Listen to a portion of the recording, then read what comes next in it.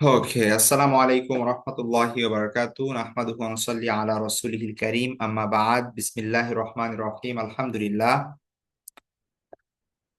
আমরা সবাই আল্লাহ সুবহানাহু ওয়া তাআলার শুকরিয়া আদায় করি যে আল্লাহ সুবহানাহু ওয়া তাআলা আমাদেরকে আবারও সুযোগ করে দিয়েছেন আমাদের এই ক্লাসে জয়েন করার জন্য।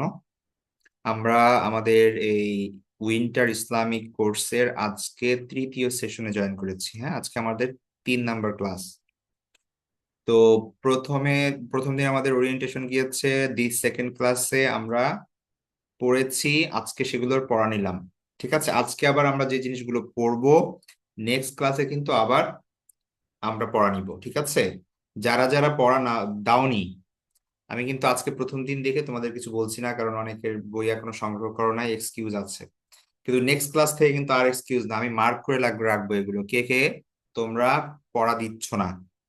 ঠিক আছে, তো তারা কিন্তু তাদেরকে আমি আলাদা মার্ক করে রাখবো যে এরা ক্লাসে জয়েন করছে কিন্তু এরা কিন্তু পড়া দেয় না, মুখস্থ করে না, পড়েও না। আর যারা নিয়মিত পড়া দিবে তারা কিন্তু পরীক্ষায় যখন জিজ্ঞেস করব তখন কিন্তু তারা সুন্দর করে অ্যান্সার করতে পারবে। আর তারপরে কিন্তু তারা কি করতে পারবে, তারা কিন্তু পরে প্রাইজ পাবে। ঠিক আছে, এখন তুমি যদি লাস্ট হাদিসটা যদি মুখস্থ না করো, আজকে যেটা দিব সেটা যদি মুখস্থ না করো, তারপরে এইভাবে এক একটা প্রতিদিন এক একটা হাদিস আমরা পড়বো, এগুলো সবই যদি তুমি মুখস্থ না করো, তাহলে দেখবে যে একটা সময় যাওয়ার পরে তোমার 5-10টা হাদিস হয়ে গিয়েছে, তুমি এখনো কিছুই মুখস্থ করো নাই, তখন আর মুখস্থ করতে পারবে না এতগুলো একসঙ্গে। প্রত্যেকটা ক্লাসে যেটা দেওয়া দেওয়া হয় তোমরা অবশ্যই সেটা মুখস্থ করবে। ঠিক আছে, এবং শোনাবে পরের ক্লাসে, তাহলে দেখবে যে খুব সুন্দরভাবে তোমরা পড়তে পারছো। আমরা গত ক্লাসে আমাদের এই যে দুয়ার বই থেকে আমরা পড়েছিলাম যে এই যে বিভিন্ন শব্দ, ইসলামিক শব্দগুলো আমরা কখন বলবো, কখন আলহামদুলিল্লাহ বলতে হয়, কখন মাশাআল্লাহ বলতে হয়, কখন সুবহানাল্লাহ বলতে হয়, কখন ইনশাআল্লাহ বলতে হয়, জাযাকাল্লাহ বলতে হয়, ফি আমানিল্লাহ বলতে হয়, আস্তাগফিরুল্লাহ বলতে হয়, সেই জিনিসগুলো আমরা আলহামদুলিল্লাহ শিখেছি। তো আজকে আমরা সামনে যাব। আচ্ছা, এখন এইখানে দেখো, আল্লাহ সুবহানাহু ওয়া তাআলা কোরআনের মধ্যে বিভিন্ন জায়গায় বলেছেন আল্লাহকে স্মরণ করতে, জিকির করতে। আল্লাহ সুবহানাহু ওয়া তাআলার জিকির শব্দটা আমরা সবাই হয়তো শুনেছি, কিন্তু জিকিরের অর্থ হচ্ছে স্মরণ করা, মানে মনে করা। ধরো তুমি স্কুলে গিয়ে মনে করতেছো আমি বাসায়, আমার আম্মু আছে আব্বু আছে, ঠিক আছে, আমি বাসায় গিয়ে এটা করব ওটা করব, আম্মুর সাথে আম্মুকে এটা বলবো। তুমি এই যে মনে করছো তোমার আম্মুকে, স্কুলে স্যার কি পড়াচ্ছে তোমার খেয়ালই নেই। অথবা তুমি তোমার বাসায় গিয়ে তুমি কিভাবে গেম খেলবা, তারপরে হচ্ছে কিভাবে হচ্ছে দুষ্টুমি করবা, সেই কথা মনে করছো তুমি। তোমার খেয়াল নেই যে তুমি ক্লাসে আসছো, একটু পরে স্যার জিজ্ঞেস করতেছে এই এই তুমি তখন হুঁশ হলো, "ও, আমি তো ক্লাসে আছি।" তো এই যে যে তুমি ক্লাসে থেকেও তুমি তুমি অন্য একটা ধ্যানে ছিলে, অন্য একটা জিনিস স্মরণ করছিলে, এটাকে বলা হয় জিকির। ঠিক আছে, তো আমরা এই যে পৃথিবীতে আছি, আমরা খাবো, ঘুমাবো, আমরা লেখাপড়া করব, চাকরি করব, ব্যবসা বাণিজ্য করব, খেলাধুলা করব, সব কিছু করব, এটা ঠিক আছে। কিন্তু আমরা সব সময় আমাদের যে জিনিসটা করতে হবে সেটা হচ্ছে আল্লাহকে স্মরণ করতে হবে, আল্লাহকে ভুলে যাওয়া যাবে না। বুঝতে পেরেছো? হ্যাঁ, ঘুমের আগে আল্লাহকে স্মরণ করতে হবে, ঘুম থেকে উঠেও আল্লাহকে স্মরণ করতে হবে, খাবার আগে আল্লাহকে স্মরণ করতে হবে, খাবার খাওয়া শেষ হলে আল্লাহকে স্মরণ করতে হবে, বাহিরে যাওয়ার সময় আল্লাহকে স্মরণ করতে হবে, ঘরে ঢোকার সময় আল্লাহকে স্মরণ করতে হবে। একটা মুসলমানের সব সময় প্রত্যেকটা ক্ষেত্রে আল্লাহকে স্মরণ করা উচিত। তুমি পড়া শুরু করতেছো, তুমি বিসমিল্লাহ বললা, তার মানে হচ্ছে তুমি আল্লাহকে স্মরণ করলা। কারণ আল্লাহ তোমাকে বানিয়েছেন, আল্লাহ তোমাকে সৃষ্টি করেছেন, আল্লাহ তোমাকে রিজিক দিচ্ছেন, আল্লাহ তোমাকে আহ সব কিছু তোমার প্রয়োজন মিটাচ্ছেন, তোমাকে একটা ফ্যামিলি দিয়েছেন, বাবা মা দিয়েছেন, ভাই বোন দিয়েছেন, এটা আল্লাহ দিয়েছেন। তুমি আল্লাহকে স্মরণ করবে না তো কাকে স্মরণ করবে? ঠিক আছে, তো আল্লাহকে কিভাবে স্মরণ করি আমরা? এই যে আলহামদুলিল্লাহ বলে, সুবাহান আল্লাহ বলে, এগুলো বলে আমরা আল্লাহকে স্মরণ করি। ঠিক আছে, তো যত জিকির আছে দেখো, আলহামদুলিল্লাহ একটা জিকির, সুবহানাল্লাহ একটা জিকির, এই যে তারপরে লা ইলাহা ইল্লাল্লাহ একটা জিকির। তো এই যত জিকির আছে, সকল জিকিরের মধ্যে সব থেকে বড় জিকির এবং সব থেকে ভালো জিকির হচ্ছে লা ইলাহা ইল্লাল্লাহ। বুঝতে পেরেছো? সব থেকে ভালো জিকির কোনটা বলো দেখি, সব থেকে ভালো জিকির কোনটা, সবাই একসঙ্গে বলো। লা ইলাহা লা ইলাহা ইল্লাল্লাহ। ইল্লাল্লাহ। লা ইলাহা ইল্লাল্লাহ, এটা হচ্ছে লা সব ইলাহা থেকে লা ভালো ইলাহা জিকির। ইল্লাল্লাহ। ইল্লাল্লাহ। ঠিক আছে। এখন লা ইলাহা ইল্লাল্লাহ বলতে তো আমাদের অনেক কষ্ট হয়, তাই না? অনেক কষ্ট হয় লা ইলাহা ইল্লাল্লাহ বলতে, এটা অনেক বড় একটা শব্দ, ওয়ার্ড। না হুজুর, এটা কি না অনেক বড় একটা সেন্টেন্স, অনেক কঠিন। জি না হুজুর, আচ্ছা, তো লা ইলাহা ইল্লাল্লাহ, লা ইলাহা ইল্লাল্লাহ বলা সব থেকে সহজ। ঠিক আছে, এটা আমরা সবাই জানি, এটার জন্য তোমার অনেক কিছু মুখস্থ করতে হবে না তোমার। এটা তো এমন না যে লা ইলাহা ইল্লাল্লাহ বলতে হলে তোমার মসজিদে গিয়ে বলতে হবে, বাসায় বলতে পারবা না। লা ইলাহা ইল্লাল্লাহ শুধুমাত্র তোমার অজু করে বলতে হবে, অজু ছাড়া বলতে পারবা না, এরকম কোনো কিছু নাই। তুমি মার্কেটে হাঁটতেছো লা ইলাহা ইল্লাল্লাহ বলবা, তুমি রাস্তা দিয়ে হাঁটতেছো লা ইলাহা ইল্লাল্লাহ বলবা, তুমি ক্লাসের মধ্যে বসে আছো লা ইলাহা ইল্লাল্লাহ বলবা, তুমি মনে মনে যে কোনো সময় তুমি লা ইলাহা ইল্লাল্লাহ বলতে পারো। যে কোনো সময় তুমি লা ইলাহা ইল্লাল্লাহ বলতে পারো। ঠিক আছে, যে কোনো সময়। তো লা ইলাহা ইল্লাল্লাহ এটা হচ্ছে সব থেকে বড় জিকির, সব থেকে ভালো জিকির। ঠিক আছে। তো আমরা, ধরো তোমাকে যদি বলা হয় যে এই রুমের মধ্যে অনেক টাকা আছে, ঠিক আছে, বস্তা বস্তা ভরা টাকা আছে, তোমাকে 10 মিনিটের জন্য এই রুমের মধ্যে দেয়া হলো, আর বলা হলো যে তুমি 10 মিনিটের মধ্যে যত টাকা নিতে পারো তুমি এখান থেকে নিবে, 10 মিনিট পর পর তোমাকে এখান থেকে বের করে দেওয়া হবে, আর কিন্তু ঢুকতে পারবে না। এখন এই 10 মিনিট তুমি কি করবে বলো তো দেখি? এই 10 মিনিট কি তুমি বসে থাকবে চুপচাপ ঘুমায় থাকবে, নাকি তুমি টাকা সংগ্রহ করবে? কি করবে? টাকা সংগ্রহ করে এখন টাকা কেউ সংগ্রহ কেউ যদি কেউ যদি ঘুমিয়ে থাকে, কেউ যদি টাকা সংগ্রহ করবো। মনে করে যে আচ্ছা পরে দেখবানি, এভাবে যদি সময় নষ্ট করে ফেলে, সে যদি টাকা না নেয়, তাহলে সে কি বোকা না? কি বলো তোমরা, সে কি বোকা না? তার থেকে বোকা লোক আর হতে পারে না। না বুঝতে পেরেছো? তো এখন আমরা যে এই পৃথিবীতে আছি, আমাদের সবারই কিন্তু এই পৃথিবীতে চলে যেতে হবে। ঠিক আছে, আমরা সবাই আল্লাহর কাছে চলে যাব, আমরা মৃত্যুবরণ করবো, আমরা সবাই মারা যাবো, এই পৃথিবীতে কেউই থাকতে পারবে না। মারা যাওয়ার পরে পরকালে গিয়ে তোমার কিন্তু অনেক অনেক অনেক টাকা দরকার হবে। মানে টাকা মানে হচ্ছে সওয়াব দরকার হবে আর কি, বুঝতে পেরেছো? তুমি জান্নাতে যেতে পারবা না, তুমি অনেক কিছু তোমার দরকার হবে সেই সময়, যেইগুলো তোমার এই পৃথিবীতে থেকে তোমার আর্ন করতে হবে, তুমি পরকালে গিয়ে আর এটা নিতে পারবে না। তো এই পৃথিবী থেকে তোমার যত সওয়াব তোমার কুড়ায় নিতে হবে, একবার মারা গেলে শেষ, তুমি আর সওয়াব পাবা না। ঠিক আছে। এখন কিভাবে সওয়াব অর্জন করবা? তুমি নামাজ পড়ে আল্লাহর সওয়াব অর্জন করবা, তুমি রোজা রেখে আল্লাহর সওয়াব অর্জন করবা, তুমি হচ্ছে কোরআন তেলাওয়াত করে আল্লাহর সওয়াব অর্জন করবা, আল্লাহ জিকির করে আল্লাহর সওয়াব অর্জন করবা।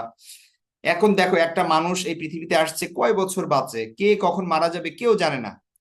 তো তুমি কিন্তু যে কোনো সময় মারা যেতে পারো।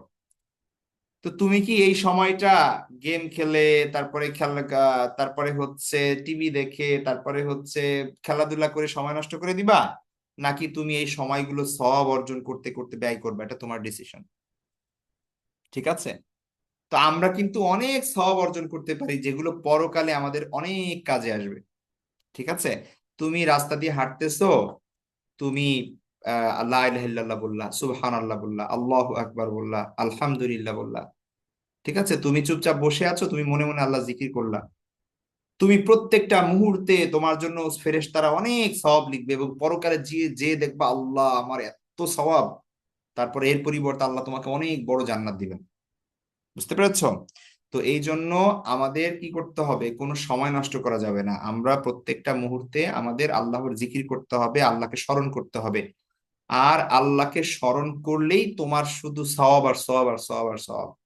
ঠিক আছে, তা সব থেকে বড় জিকির হচ্ছে লা ইলাহা ইল্লাল্লাহ। যারা আল্লাহর বেশি বেশি জিকির করবে, আল্লাহ তাদেরকে অনেক পুরস্কার দিবেন কিয়ামতের দিন। ঠিক আছে। তো এই জন্য জিকির এটা সব সময় করতে থাকতে হবে আমাদের। বুঝতে পেরেছো? তুমি বল খেলতে যাচ্ছ, যাওয়ার পথে তুমি কয়েকবার লা ইলাহা ইল্লাল্লাহ বলো, সমস্যা কি? তুমি লিফটে উপরে উঠছো, তুমি আল্লাহু আকবার বলো কয়েকবার, তুমি সিঁড়ি দিয়ে নিচে নামছো, তুমি সুবহানাল্লাহ পড়ো কয়েকবার। ঠিক আছে। তো এটাতেও তো আমাদের কোনো কষ্ট হয় না। এমন তো না যে আল্লাহু আকবার বললে তোমার বেশি কষ্ট হচ্ছে, লা ইলাহা ইল্লাল্লাহ বললে হাঁটতে অনেক কষ্ট হচ্ছে, এরকম তো না, কোনো কষ্ট তো হবে না। তো এগুলো তো আমরা কষ্ট ছাড়া, কোনো ধরনের টাকা পয়সা খরচ করা ছাড়া আমরা এই ধরনের কাজগুলো, আমলগুলো করতে পারি, যেগুলোর অনেক সওয়াব আছে। ঠিক আছে। তারপরে আচ্ছা, লা ইলাহা ইল্লাল্লাহ গেল। এবার দেখো, আমরা পরের পেজে যাই। মানুষের সঙ্গে যখন আমাদের দেখা হবে, সবার আগে আমাদের যেটা করতে হবে সেটা হচ্ছে আসসালামু আলাইকুম ওয়া রাহমাতুল্লাহি ওয়া বারাকাতুহু, বা শুধু আসসালামু আলাইকুম বলতে পারো। আমরা মানুষকে দেখে এখন হাই হ্যালো বা কাউকে মেসেজ করতে হলে সবার আগে হ্যালো এভাবে আমরা বলি, তাই না? কিন্তু আল্লাহর নবী আমাদেরকে শিক্ষা দেন যে সবার আগে সালাম, তারপরে কথা। আগে কেমন আছো, ভালো আছি, এগুলো শুরু করে দেওয়া যাবে না, আগে সবার আগে সালাম দিতে হবে, আসসালামু আলাইকুম ওয়া রাহমাতুল্লাহ। ঠিক আছে। সবার আগে তুমি বাসায় ঢুকতেছো, আসসালামু আলাইকুম রহমতুল্লাহ। তুমি রাস্তায় তোমার কোনো ফ্রেন্ডের সাথে, টিচারের সাথে, পরিচিত মানুষের সাথে দেখা হয়েছে, আসসালামু আলাইকুম রহমতুল্লাহ। ঠিক আছে। তো তোমরা কি করতে হবে? সালাম দিতে হবে, সবার আগে সালাম দিতে হবে। বুঝতে পেরেছো? সবার আগে সালাম, তারপরে কেমন আছেন, ভালো আছি ইত্যাদি পরে, অন্য বিষয় পরে। টিচার যখন ক্লাসরুমে ঢুকবে সবার আগে সালাম দিবে, আসসালামু আলাইকুম রহমতুল্লাহ। ঠিক আছে। তো সালাম এটা সবার আগে এই কাজ। কারো সঙ্গে দেখা সাক্ষাৎ হলে, দুইজন মুসলমান যখন পরস্পর দেখা সাক্ষাৎ করবে, সবার আগে সালাম দিবে, সে বাবা মা হোক, ফ্রেন্ড হোক, ভাই বোন হোক, বা অন্য কোনো পরিচিত মানুষ হোক, আত্মীয় স্বজন হোক, নেইবার হোক, যেই হোক না কেন।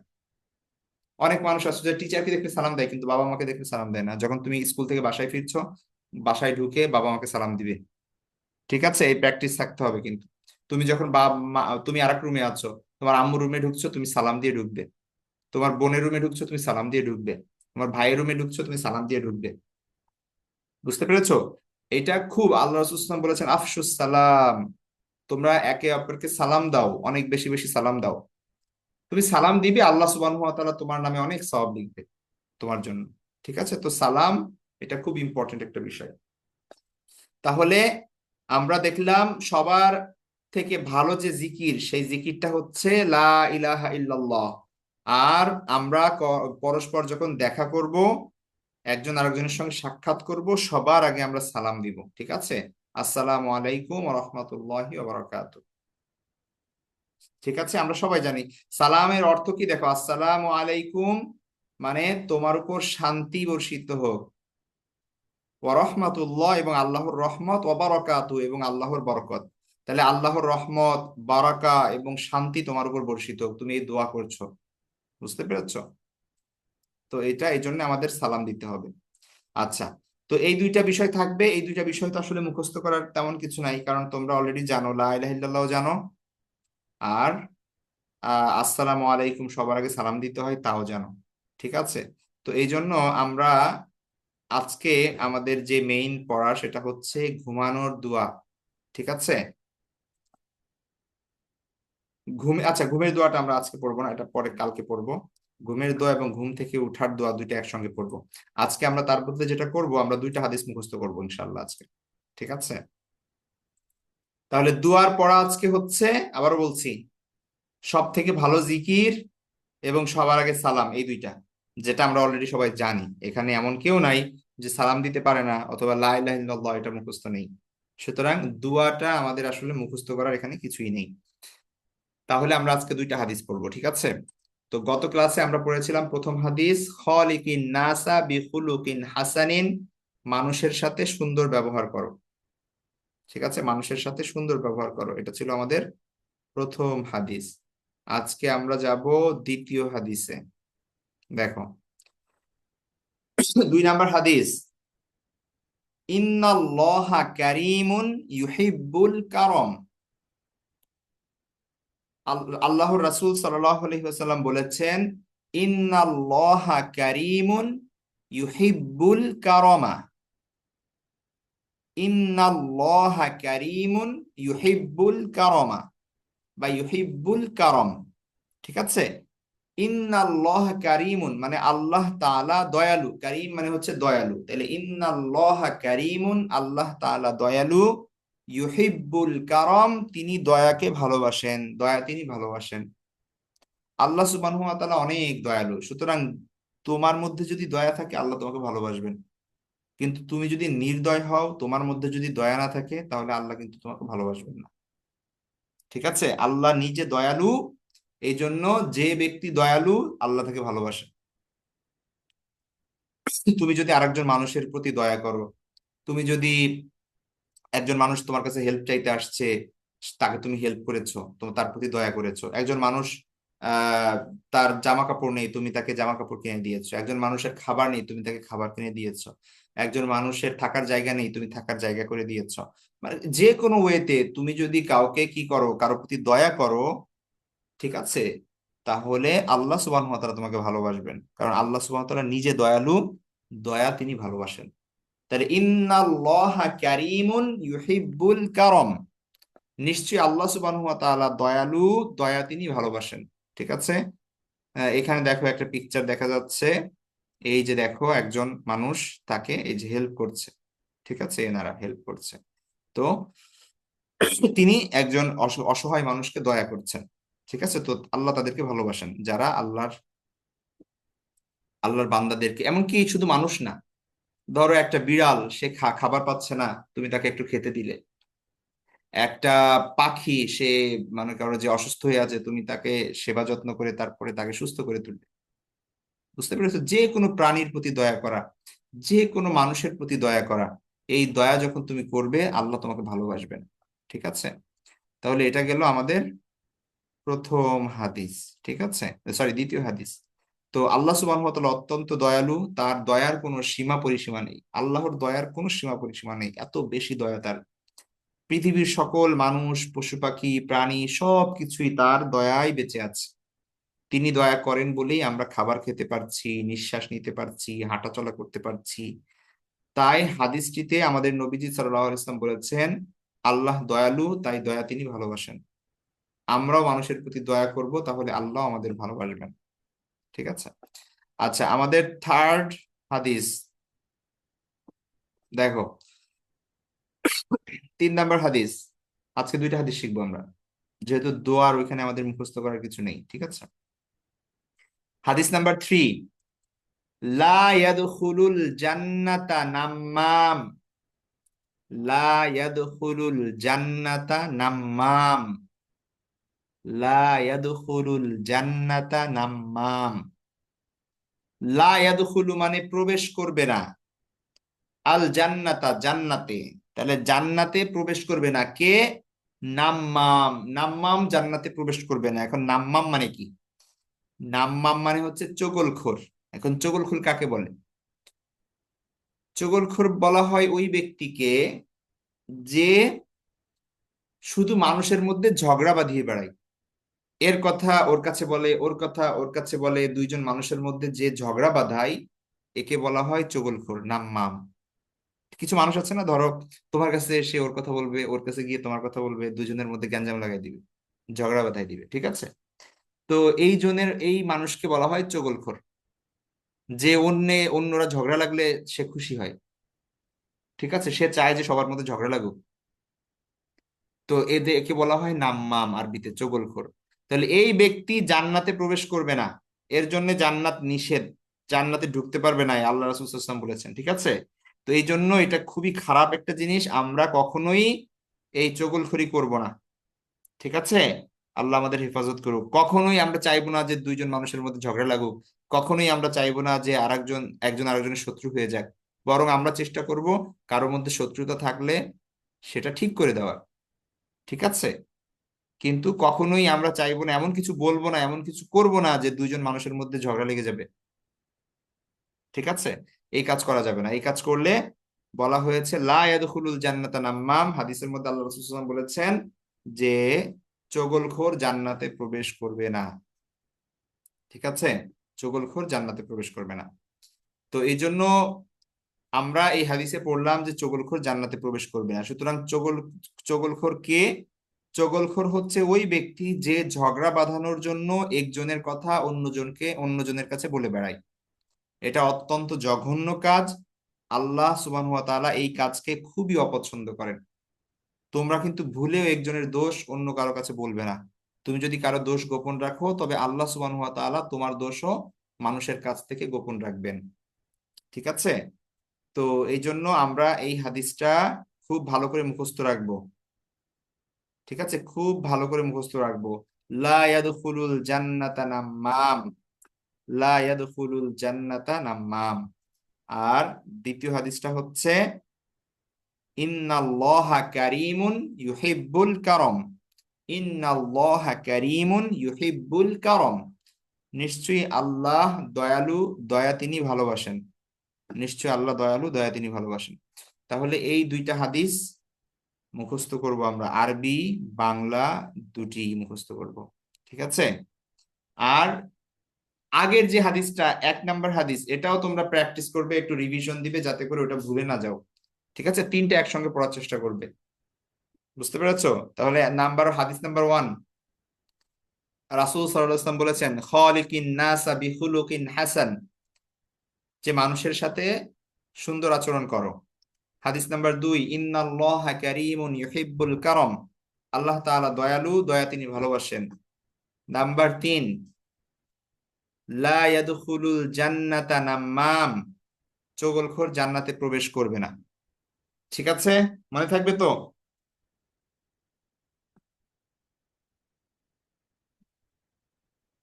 সবাই মুখস্থ করে আসবে এই হাদিস দুটি, মনে থাকবে তো সবার? ইনশাআল্লাহ। ইনশাআল্লাহ। ইনশাআল্লাহ হুজুর। ওকে, ঠিক আছে। ইনশাআল্লাহ। ইনশাআল্লাহ হুজুর। ওকে, আচ্ছা, এবার আমাদের লাস্ট পার্ট, সেটা হচ্ছে আমরা লাস্ট 10 মিনিটে আমরা নবীদের যে ঘটনা আমরা পড়ছিলাম, আমরা নবীদের ঘটনা পড়েছি গত ক্লাসে। কোন নবীর ঘটনা পড়েছি বলো তো দেখি, কে বলতে পারে?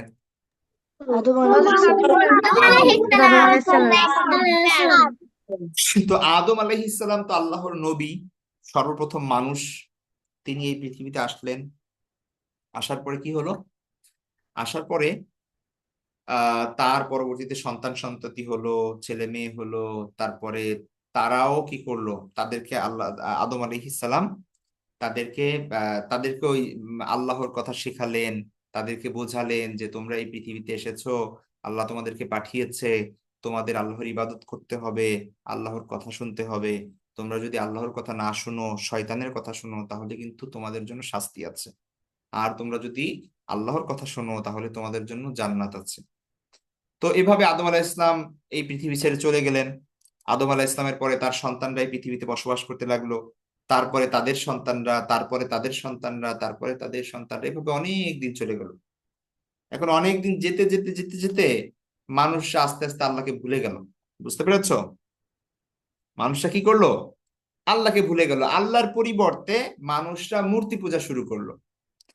আল্লাহ আমাকে বানিয়েছেন, আল্লাহ আমাদেরকে বানিয়েছেন, আল্লাহ আমাদেরকে খাওয়াচ্ছেন, আল্লাহ আমাদেরকে রিজিক দিচ্ছেন, সুতরাং আমাদের তো ইবাদত করতে হবে আল্লাহর জন্য। আল্লাহকে আমাদের সেজদা দিতে হবে, আল্লাহর জন্য আমাদের নামাজ পড়তে হবে, আল্লাহর জন্য আমাদের রোজা রাখতে হবে, আল্লাহর জন্য আমাদের কোরআন পড়তে হবে, তাই না? সবকিছু আল্লাহর জন্য করতে হবে। কিন্তু যখন আদম আলাইহিস সালাম পৃথিবী থেকে চলে গেলেন, তারপরে অনেক অনেক বছর পার হয়ে গেল, মানুষ আস্তে আস্তে আল্লাহকে ভুলে গেল। তারা আল্লাহর জায়গায় শয়তানের ধোঁকায় পড়ে তারা মূর্তি পূজা শুরু করলো। তো যখন মানুষ অনেক মূর্তি পূজা শুরু করলো, তখন আল্লাহ সুবহানাহু ওয়া তাআলা চাইলেন যে না, মানুষ তো আসলে জাহান্নামের দিকে চলে যাচ্ছে। তো আল্লাহ সুবহানাহু ওয়া তাআলা মানুষদের আবার ঠিক করার জন্য, তাদেরকে সঠিক পথে আনার জন্য, তাদেরকে সঠিক বিষয় শিক্ষা দেওয়ার জন্য আরেকজন নবী পাঠালেন, আরেকজন রাসূল পাঠালেন। তিনি হচ্ছেন হযরত নূহ আলাইহিস সালাম। বুঝতে পেরেছো? তাহলে আমরা আজকে আমরা পড়ছি হযরত নূহ আলাইহিস সালামের গল্প, তার ঘটনা। তো আদম আলাইহিস সালাম চলে যাওয়ার অনেক পরে যখন মানুষ মূর্তি পূজা শুরু করলো, আবার আল্লাহকে ভুলে গেল, তখন আল্লাহ সুবহানাহু ওয়া তাআলা মানুষকে ঠিক করার জন্য, মানুষকে সঠিক পথে আনার জন্য নূহ আলাইহিস সালামকে প্রেরণ করলেন, নূহ আলাইহিস সালামকে পাঠালেন। তো নূহ আলাইহিস সালাম মানুষের কাছে আসলো, এসে তাদেরকে আল্লাহর পথে ডাকলো। তিনি মানুষের কাছে কাছে যেতেন, বাজারে যেতেন, বাসায় যেতেন, রাস্তাঘাটে যেখানে পেতেন মানুষকে বলতেন যে হে আমার জাতি, তোমরা আল্লাহর ইবাদত করো, আল্লাহ ছাড়া আর কাউকে তোমরা আর কাউকে উপাস্য মেনো না, আর কারো ইবাদত তোমরা করো না, কারণ আল্লাহ ছাড়া আর কোনো ইলাহ নেই, আল্লাহ ছাড়া আর কোনো সৃষ্টিকর্তা নেই। ঠিক আছে? আল্লাহ ছাড়া আর কোনো রব নেই। তোমরা আল্লাহর কাছে ক্ষমা চাও, তার দিকে ফিরে আসো, আল্লাহ তোমাদের ক্ষমা করে দিবেন, তোমাদের উপর আল্লাহ রহমত দিবেন। কিন্তু তার কথা কেউ শুনলো না। বুঝতে পেরেছো? তিনি বলতে লাগলেন, বলতে লাগলেন, বলতে লাগলেন, অনেক সময় ধরে এইভাবে বলতে লাগলেন, কিন্তু মানুষ তার কথা শুনলোই না, তার সাথে হাসি তামাশা করতো। মানুষ বলতো, তুমি তো আমাদের মধ্যে একজন মানুষ, তোমার কথা আমরা বিশ্বাস করবো কেন? তুমি কে যে তোমার কথা বিশ্বাস করব? তুমি মিথ্যা কথা বলছো। এভাবে মানুষ তাকে তাকে তাকে নিয়ে হাসি হাসি তামাশা করতো, তার কথা শুনতো না। নূহ আলাইহিস সালাম তাদেরকে বারবার বারবার বোঝানোর চেষ্টা করতেন যে আহ দেখো, আমি আল্লাহ আমাকে পাঠিয়েছেন তোমাদের জন্য, ঠিক আছে, যাতে করে তোমরা শয়তানের পথ থেকে ফিরে এসে আল্লাহর পথে আসতে পারো। তো এই জন্য আমি তোমাদের কাছে আল্লাহর পক্ষ থেকে এসেছি, আল্লাহ আমাকে নির্বাচন করেছেন। ঠিক আছে, আমি তোমাদের কাছে কোনো প্রতিদান চাই না, আল্লাহই যথেষ্ট আমার জন্য, তোমরা শুধু আল্লাহর পথে আসো, আমার কথা শোনো। কিন্তু তারা নূহ আলাইহিস সালামের কথা তো শুনলোই না, বরং আরো বেশি করে অবাধ্য হয়ে উঠলো। ঠিক আছে, তারা বললো যে তুমি যা বলছো আমরা কিছুতেই তা গ্রহণ করব না। ঠিক আছে, এভাবে নূহ আলাইহিস সালামকে আল্লাহ সুবহানাহু ওয়া তাআলা অনেক বড় জীবন দিয়েছিলেন। ঠিক আছে, তিনি শত শত বছর মানুষকে ইসলামের পথে, মানুষকে আল্লাহর পথে তিনি ডাকলেন, কিন্তু কে শুনে কার কথা? কেউই শুনলো না। তখন নূহ আলাইহিস সালাম আল্লাহর কাছে দোয়া করলেন যে হে আল্লাহ, এদেরকে শাস্তি দিন, এরা অবাধ্য, এরা আর বিশ্বাস করবে না আপনাকে। ঠিক আছে, এদের অবস্থা, এরা এরা কুফরি করছে, এরা কাফের। তো আল্লাহ সুবহানাহু ওয়া তাআলা এই জাতিকে একটা শাস্তি দিতে চাইলেন যে তোরা আমার কথা শুনবি না, আমার পথ থেকে বিচ্যুত হয়ে গিয়েছিস, তোদেরকে শাস্তি দিব। তো নূহ আলাইহিস সালামকে আল্লাহ বললেন যে তুমি একটা নৌকা তৈরি করো। তো নূহ আলাইহিস সালাম সেখানে আল্লাহর নির্দেশ মতে আস্তে আস্তে আস্তে আস্তে তিনি অল্প থেকে আস্তে আস্তে বড় করে একটা নৌকা তৈরি করলেন, বিরাট একটা জাহাজ তৈরি করলেন, ঠিক আছে, কাঠ দিয়ে। তো মানুষ সেটা দেখতো আর হাসতো, নূহ আলাইহিস সালামকে নিয়ে বলতো, তুমি নৌকা কোথায় চালাবা? পানি তো নাই এখানে। ঠিক আছে, কারণ নৌকার জন্য তো, নৌকা চলতে বা জাহাজ চলতে তো অনেক বড় পানি দরকার, সমুদ্র দরকার, নদী দরকার। কিন্তু নূহ আলাইহিস সালাম যেখানে ছিলেন সেখানে তো এগুলো ছিল না। তো মানুষ তার সাথে হাসাহাসি করলো যে তুমি নৌকা কোথায় চালাবে, নৌকা তো বানাচ্ছ কেন, তুমি কি পাগল হয়ে গেছো? তো তখন নূহ আলাইহিস সালাম বললেন যে না, আল্লাহ আমাকে বানাতে বলেছেন।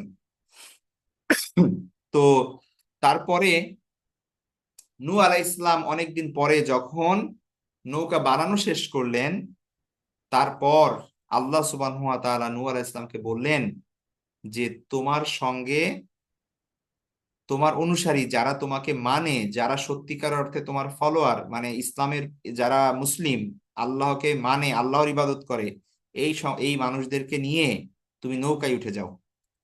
আর যত প্রাণী আছে, গরু, ছাগল, হাঁস, মুরগি, তারপরে হচ্ছে বাঘ, সিংহ, যা কিছু আছে পৃথিবীতে, এদের এক জোড়া করে নৌকায় নিয়ে নাও, কারণ পৃথিবীতে যা থাকবে সবই তো মারা যাবে।